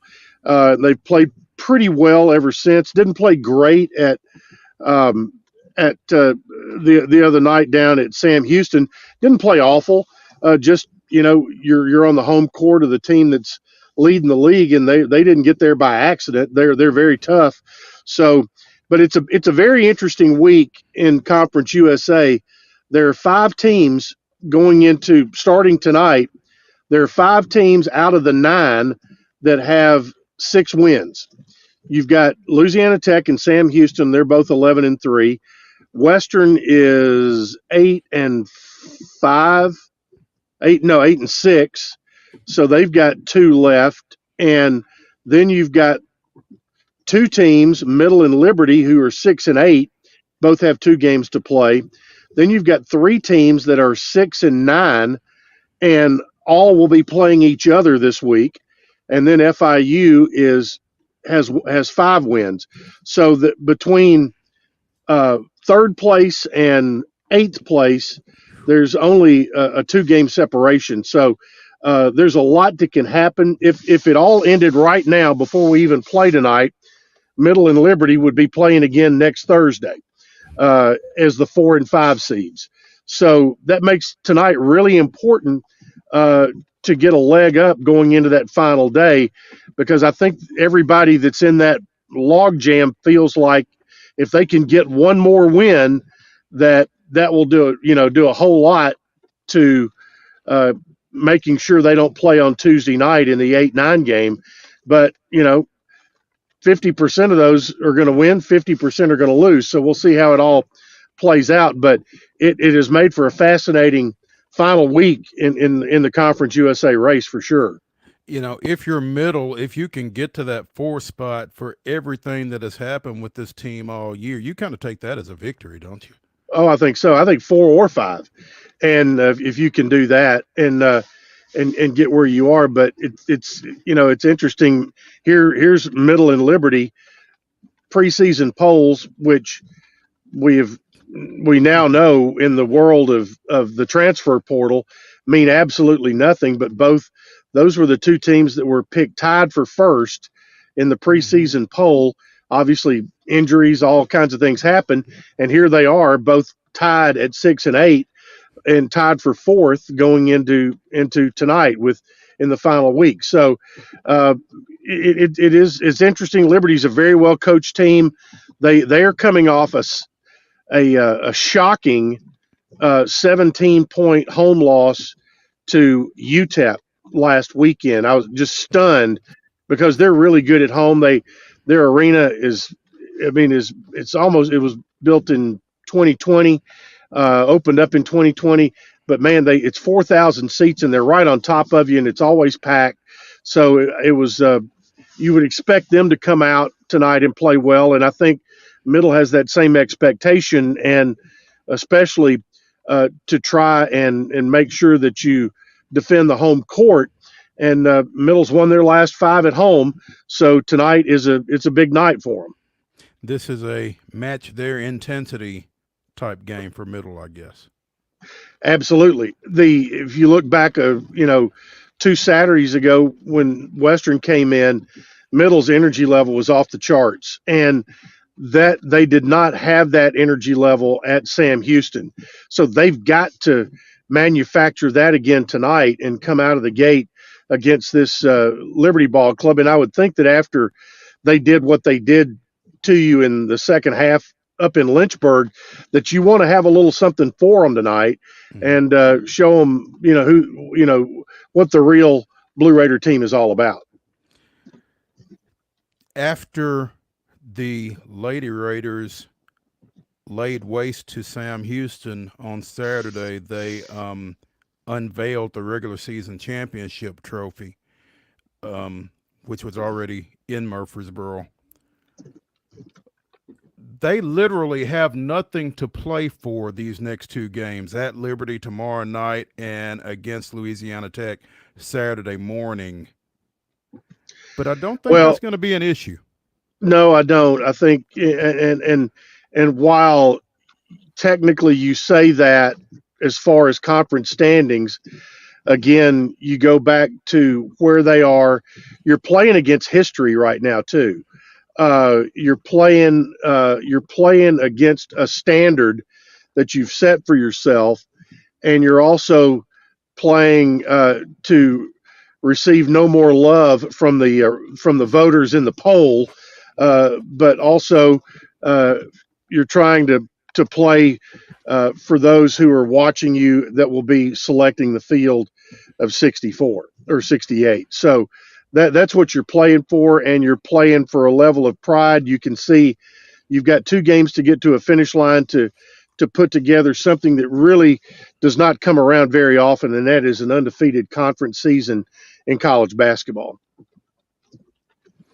Going to be fun to watch. Chip Walters, the voice of the Blue Raiders, or the Blue Raider voice, joining us here on Main Street Sports today. Chip, softball. Couple of honors coming out of the conference office this week. That's right. You win games, and that's what happens. And they won 5 out of 6 over the weekend, I think, in their own tournament, and then came back yesterday in a separate doubleheader against Detroit, no mercy, and beat them twice after beating them over the weekend. So you got Cameron Karsich won pitcher of the week, and also Blue Raiders won the player of the week. So, I think after a sluggish start on the road, things they're finally getting their feet under them, and they're not that far away from getting conference play underway as well. Yeah, Chip, you mentioned, sorry, just real quick, they're 10-13 in this overall standings when we had talked about started out what, 0-9? 0-9, I think you're right. Yeah. But that, so that they've made a nice bounce back. Blue Raider baseball is on the road today in Cape Girardeau, taking on Southeast Missouri. And by the way, Briggs Rudder had an RBI single in the first inning, and put Middle up 1-0, and that's after taking 2 of 3 over the weekend at UT Martin. So they've won 2 of 3 weekend series and had themselves still looking for pitching. And so far, Jerry Myers has done a good job of mixing and matching and using. He has used every seat on the bus to take plenty of pitchers wherever they've gone, and they've needed to use them. But they're starting to hit. And Steve Peterson used to always say, warm weather means warm bats. And if they could grab a win today and then come home for St. Bonaventure this weekend, and get a little momentum, because you're one weekend away from starting conference play at FIU down in Miami, which those guys are able to hit year round and work out all that. So you want to have some momentum going down there. As you mentioned, Cameron Karchich, the Conference USA Pitcher of the Week, Amaya Harris, the Player of the Week. So softball starting to warm up along with the weather here. Chip Walters, it looks as if you have reached your destination. So can you see the Greenland Drive parking lot in my rear view mirror? Yeah, actually I can. So we're going to let you get inside and get set up for tonight's game. Airtime is at what? 5:30. Tip off at 6 o'clock tonight, and I think the 6 o'clock tip was to allow whatever another half hour or so for whatever other transition work that needs to be done tonight before the girls' state tournament starts tomorrow. That'll work. Will we see you this week? No, you will not. I will be in Ruston, Louisiana on Saturday. When you leaving? And Friday. Well, and so you may see me tomorrow or Wednesday or Thursday. I may try to run by for a little bit. And Okay. Are you going to be over here every day? Yes. Okay. Yes, we will be up on the concourse. So wander up. All right. Come see us. Yeah. Well, the last time I went there to see you, I got blown off. But that's been a while back now. Well, that's been a while back, and you got to understand who you got blown off for too. I mean, Rick Insel, Chip Walters. I mean, I understand. It's not personal; it's strictly business. It was just that's just a fact is what happened. So we still love you. Okay, I got you. So all right, hey, all right. We appreciate Chip Walters, whether he knows it or not, here on Main Street Sports Today, presented by the Tennessee Orthopedic Alliance of Columbia. Chip, have a good show, and we'll catch up with you. All right, see you, boys. All right, Thank you, Chip. Hey, when we come back, it's Top 5 Tuesday. Wade and I will be giving you our top 5 sports siblings right here to close out today's show on Main Street Sports Today. Stay with us.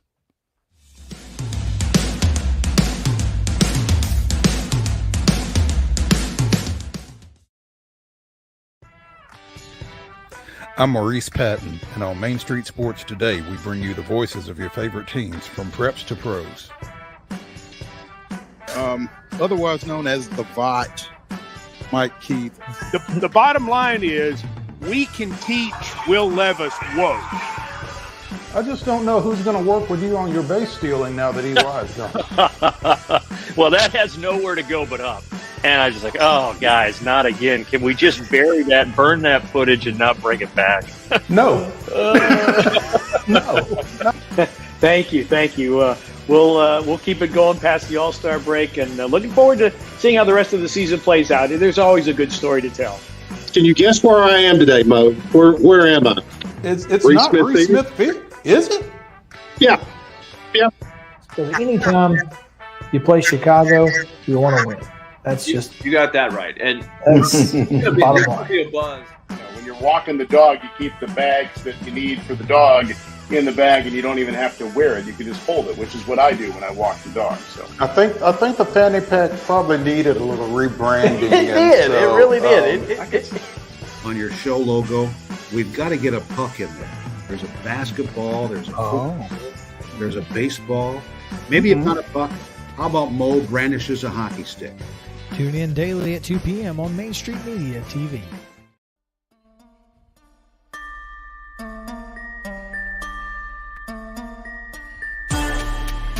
Top 5 Tuesday here to wrap up today's edition of Main Street Sports Today, presented by Tennessee Orthopedic Alliance of Columbia.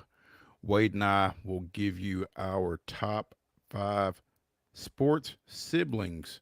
And Top 5 Tuesday, as always, is brought to you by Mid-South 5 Fitness, 2 locations, one in Columbia, one in Franklin. Whatever shape you're in, Thalas Steel is going to get you in better shape.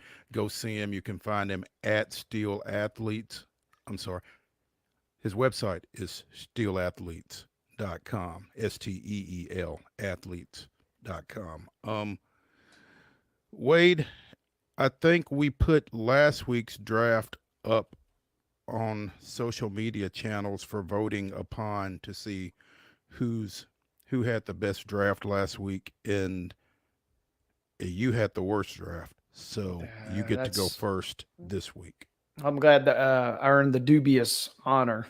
Yeah, but it's okay. If I'd only put the Columbia Academy commercial in, there you go. That would have came put you to me over after the top. the fact. It'd have been pandering to the crowd, but I feel like that would have got me out. Hey, of the sometimes stellar, that's what at it least. takes, though, right?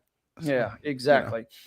Well, with that being said, I'm not going to leave anything to chance this week. And so you're going to give me the first pick. I'm swinging for the fences right out of the gate. 30 grand slams amongst these two ladies. Give me Venus and Serena. It's not a deal where you have one sibling that's elite and the other one's, so-so. Venus was holding her own for a long time as well. Obviously, Serena is the best of all time. And then you have Venus, who wasn't just a slappy as well. So a fantastic duo, an iconic duo. That to me is my number one pick, and I'm thankful that I got to shoot it right out of the gate. Well, here's the deal: you're going to get to shoot first, and you're going to get to shoot third. And I really feel like there are 3 sets of siblings that are kind of head and shoulders above everybody else. And so when I make this pick, I feel like I know where you're going with the next one, but 2 brothers, each of whom won Super Bowl championships. I'm going with Peyton and Eli. Hard to argue with that. I mean, one, maybe arguably the best quarterback of all time, and the other had 2 fantastic playoff runs and an electric career in his own right. And Peyton and Eli's is probably, it was Venus or Serena or Peyton and Eli's. I mean, those are probably the 2 number 1 selections in my opinion. Yeah. So I'm intrigued to see where you go from here. Hopefully All right. I'm wrong. But. Well, I like to start strong. I don't necessarily finish strong, and I kind of get a little off the beaten path. But when you said brothers and Super Bowl, I thought about 2 brothers that coached against each other in the Super Bowl. The Michigan fandom coming out in me as well. And so I'm going to take John and Jim Harbaugh. John winning the Super Bowl with the Ravens versus his brother Jim, who just won the national championship. It was great. The highlights of those 2 getting along are just fantastic anyway. But then you had John showing up at the national championship game, kind of comforting his brother. And then when Jim wins it, he says, now I feel like I finally got a seat at the table after their dad, has won the FCS at Western Kentucky. So give me the Harbaugh brothers with my second pick today. Interesting story about Jack Harbaugh winning the national championship at Western Kentucky. That program was getting ready to go away, literally. Jim came in before he really began his coaching career. He may have still been with the Colts at that point. I think so. And came in and got certified to recruit. And one of the guys that he signed for Western Kentucky was Willie Taggart out of Florida. Wow. So, yeah, them winning that national championship, they literally came back from the brink of extinction to win a national championship under Jack, and the rest is kind of history. I mean, there are probably people walking the campus at Western Kentucky right now that don't know how close that program came to not existing. Yeah. Was that politics or just funding, or what was the deal? Yes, it was all of that. Okay. The stadium was not in great shape. There was just a lot of stuff going on there that they just felt like there were people that felt like their best move was going to be to just shut it down. and now look at them.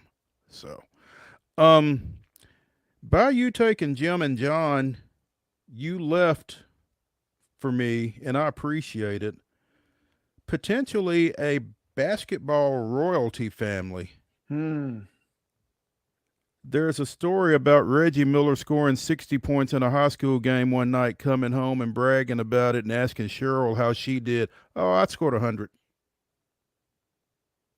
Yeah. Give me Reggie and Cheryl Miller. And I didn't get to see either one of them play in college, but having gone back and watched some of the documentaries, you forget, or potentially you forget, I think a lot of folks forget just how crazy dominant she was. Everybody just sees the highlights of Reggie and obviously the crunch time plays in the NBA. And not only do you forget, maybe some forget that he even had a sibling that was an athlete in her own right, but then you forget just that, yeah, she was the one that was really carrying the weight in that family. She really was. She really was. And was given and basically taught him to talk the trash that he ends up talking, from the way I understand it, right? She was one of the greats in that category as well. So yeah, Reggie and Cheryl Miller, my number 2 pick. Your turn. All right, I'm going to. I told you this thing could get off the rails in a hurry, and this is a pick that is based on their achievements on the football field. But these guys have gone viral for other reasons as well, including maybe some altercations at bars in Nashville over the years. But I'm taking Rex and Rob Ryan because of the diversity of their overall portfolio. They can coach at a high level. Rex taking the Jets to 2 AFC championship games, obviously had great success with the Ravens before that. But if you need to throw down, those guys can throw down in a bar fight with you too. So I just like the diversity factor that they bring to the table there for me. There is certainly some diversity there. That's a that is not a pick that I anticipated, but I'm at the same time I'm not surprised. So Rex and Rob Ryan. Okay. I'm gonna get in your wheelhouse here just a second. The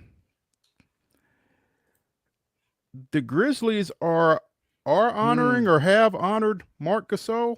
April 6th. Okay. All right. His brother Paul wasn't bad either. No, sir, he was not. I'm going with the Gasols. Mark played his high school ball in Memphis, right? Yep, and it's funny you say that because I was just getting ready to tell this story, and I'll be brief here. But 2003, Giles County makes the state tournament. And this is, the internet was around, but, it wasn't like it is now. And we had heard that Marc Gasol was a senior Mr. Basketball finalist at Lausanne. Mm-hmm. And we got to the gym to watch all the games. We were just basketball junkies, whether Giles was playing or not. And we got to the gym to see a senior Marc Gasol play freshman Brandon Wright at Brentwood Academy. And Brandon Wright absolutely mopped the floor with Gasol. And you can look the picture up. Maybe producer Mark can find it. If you Google Marc Gasol High School, he looks like he's 400 pounds. He's about as tall as he ends up being, but maybe he grew an inch or two.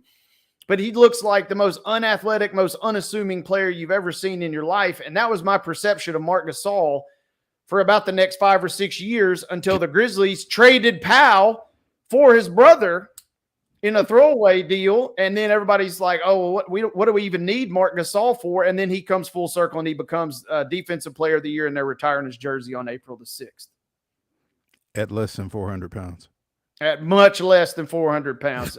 Like I said, it is a shocking photo from his senior year at Lausanne. And that, that was a crazy game. You and I have talked over the years. That state tournament was just loaded with talent. But Marc Gasol, the guy who looks like, he couldn't carry anybody's Gatorade bottle at the state tournament, he ends up, being the best player of all in terms of career achievement, which is just mind-blowing. It's crazy how that works sometimes. My number 3, I was having an online conversation with somebody yesterday, actually, and I've said it at various points over the past 5 to 8 years.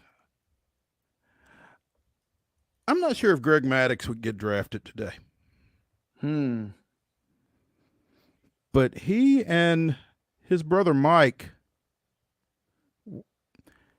this is one of those, like you were talking about Serena and Venus. I mean, Mike Maddox, not an achiever to the degree that Greg was through his major league career. But at the same time, he wasn't bad. I mean, you didn't cringe when he was on the mound, and he's currently got a World Series ring as pitching coach for the Texas Rangers. So, give me the Maddox boys, Greg and Mike. I was wondering, there are a couple opportunities for some baseball or Braves connections there, and I was wondering if you would sneak one in. For my last one, I've already kind of gone off the deep end here, but this one is one that I've always found fascinating. 3 brothers, in fact, and 2 of them on the gridiron and 1 in the octagon. I'm going to go with Arthur Jones, who was a former defensive end, played for the Ravens, the Colts, and then known as the Redskins. I'm going to go with Chandler Jones, who obviously has had a great career with the Patriots and had that famous 5 sacks game against the Titans a couple of years ago. Playing for Arizona. Yeah. Playing for Arizona. I think you were at that game as well. I was at that game. It was not pretty. It was not. Taylor Lewan might have retired on the spot, I think, as a result from that game. Whether he announced it or not. Whether it was official or not. But then the most famous of all 3 of those is none other than John Jones, the UFC just absolute GOAT, essentially, by most people's calculations. And he's obviously had his off-the-field issues, but the fact you got 3 brothers, 2 of them playing in the NFL, and 1 is the best MMA fighter in history, I think that's a really cool way, really just a trio in general, and the fact that they're all so successful. That is an impressive pool, Mr. Neely. I stand. That's nice. I don't know how I'm going to follow that up, to be honest. For my final pick, I think I'll flex a little diversity, though, for my number 5 pick. I'm going to go to the tennis court with John and Patrick McEnroe.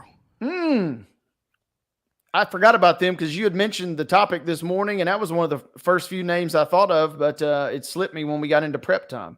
Well, I think your recovery was pretty good with the Jones boys, but yeah. Patrick McEnroe was captain of the Davis Cup team for the U.S. one year? And John McEnroe kind of speaks for himself. So yeah. And the great thing is there's still a lot of meat on this bone. I mean, there's a lot of siblings that we could have included but didn't. I'm a little miffed. I just couldn't quite bring myself to go with Hank and Tommy Aaron. Steph and Seth. Klitschko Shannon and Sterling. Shannon and Sterling, 2 great players. What about the Winklevoss twins, who were former Olympians and just like multi-millionaires/billionaires after helping start Facebook back in the day? Oh, goodness. Jason and Devin McCourty. 2 good ones. Yeah, so it's pretty impressive lists, but I think we got between us 10 pretty good ones there. We'll throw these up and let y'all vote on them. Let us know who had the better draft, and we will base next week's draft, whatever it is, upon the results of that. So get out and vote, kind of like today. Wade Neely, Maurice Patton, thanks for joining us here on Top 5 Tuesday, presented by Mid-South 5 Fitness in the Lee Company studio. It's Main Street Sports Today, presented by the Tennessee Orthopedic Alliance of Columbia. We will be back. Well, they will be back. Chris and Wade will be back tomorrow at 2 from the Murphy Center. So join us then. Have a great Tuesday.